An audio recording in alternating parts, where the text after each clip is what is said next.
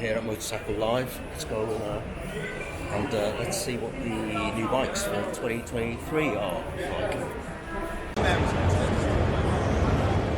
I had a good look around the Motorcycle Live show in the UK, and amongst all the lovely new metal, here are my favourite 9-ish bikes that caught my attention. Number 9, the Honda CB750 Hornet. Honda's new CB750 Hornet might not be the sharply dressed inline 4 scalpel that people were hoping for, but there's no getting away from the fact that this is a 90 horsepower bike for less than the price of Yamaha's MT-07. Early reports from the press launchers suggest that the engine is a little gem, with loads of usable power and a capable, if budget, chassis, though some journalists have complained of a snatchiness in the throttle response. If I had my way though, I'd have made the Hornet more of a premium product aimed at the Triumph Street Triple 765 by giving it triple engine, adjustable suspension and a simpler headlight design that was more in line with the CB1000R than the CB500. If you want to check this out in more detail in my other video, I'll leave a link in the description below.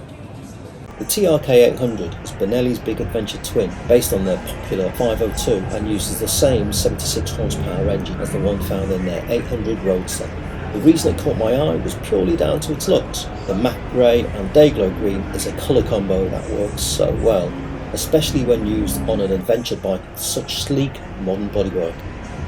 I remember making the concept visual for Ducati's Big Bruiser back in 2010 for Motorcycle News, and it's great to see how much it's evolved over the years from a slightly clunky V-twin muscle bike to something much more refined, sleek and sophisticated.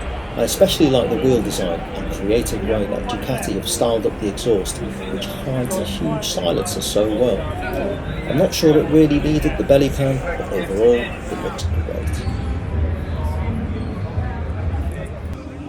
Number 6, Kawasaki Hybrid, Triumph TE1 and other electric bikes.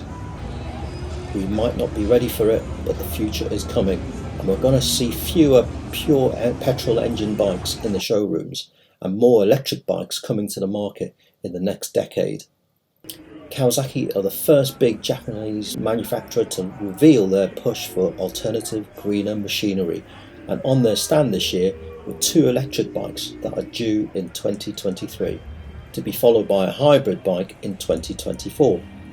Further down the line, Kawasaki are also exploring hydrogen, with a supercharged H2SX being part of their Go With Green Power initiative. I think if manufacturers can keep electric bikes looking more like traditional internal combustion engine machines, like they do in the car world, we'll be seeing much more take of them by the public. It's taken a while to get my head around the fact that the Ducati Monster no longer has a trellis frame. It was such a huge part of the bike's identity, and while I get the performance benefit, I can't help thinking that Ducati should have kept it on somehow. Still, it is what it is, and the latest Monster does look sharper and much more of a performance machine. I recently had a ride on the new bike and was blown away by how good it was in terms of handling and power.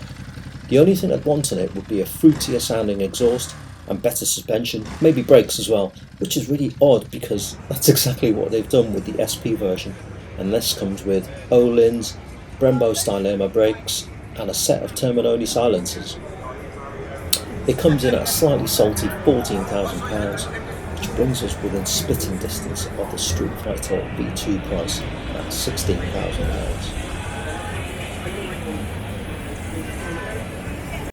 Okay, it's not a V-twin like the original 1987 bike, but the latest TRANSALP looks like a decent stab at the adventure market, and for old fogies like me who remember that first model, it has some really neat styling touches that tap into the heritage of the brand, but also gives it a modern twist. It uses the same 90 horsepower engine from the Hornet, and if they can keep the price lower than Yamaha's Tenere 700 and the new Suzuki V-Strom 800, they're onto a winner. Number 3, the BMW M1000R and the M1000RR.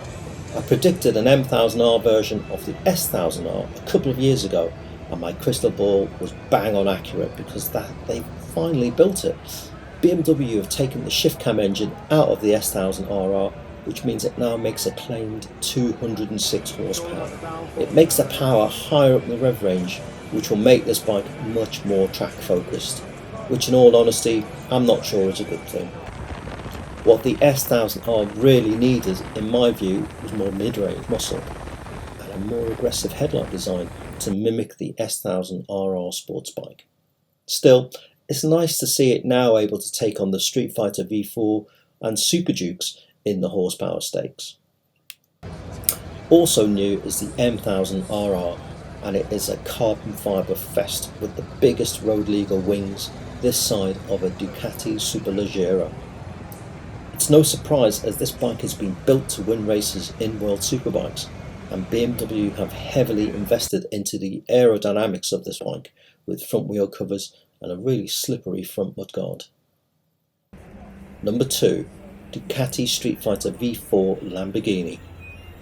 If you've got £55,000 burning a hole in your pocket, then you do well to have blown it on this Ducati Street Fighter Lamborghini edition.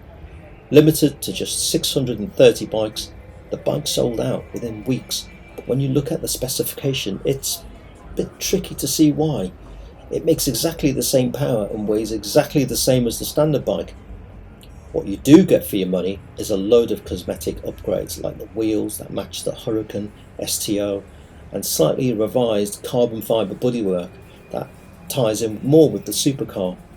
What's more, if you're a Lamborghini owner and you want even more exclusivity, you get the option to own one of 63 special client edition models of the bike, specially tailored to match your particular Lamborghini.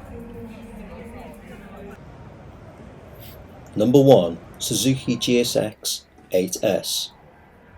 I was surprised at this, but the bike that caught my eye the most at the show was Suzuki's all-new GSX 8S. Like so many bikes in this capacity, like the Honda Hornet 750, it uses a 270-degree parallel twin engine to give it a more characteristic V-twin feel. What sets it apart is that the Suzuki looked better built with a more premium vibe to the specification. It gets all the same rider age you'd expect and a TFT dash, but also a wider 180 section rear tyre, removable subframe and the coolest styling of them all. While looks are always going to be subjective, I think it's fair to say that the MT-07 and the Honda Hornet have both had their critics when it comes to headlight design, but in my view, Suzuki have pushed more of the right buttons than the wrong with the 8S. I love the profile and the aggressive stance of the bike, and the front end has got shades of the original iconic Katana, which dates all the way back to 1980. But it takes the best elements of the last GSX-R 1000 with the side lights and the GSX-S 1000 with its stacked headlight design. I think Suzuki are going to sell as many of these as they can build. These were just the bikes that stood out for me.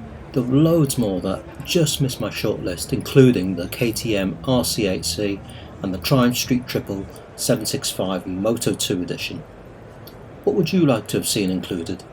Let me know in the comments. This was my pick of Motorcycle Live, but there are plenty of new bikes that didn't make it to the show that would have easily made my shortlist, like the MV Agusta Super Veloce 1000. Maybe next year, eh?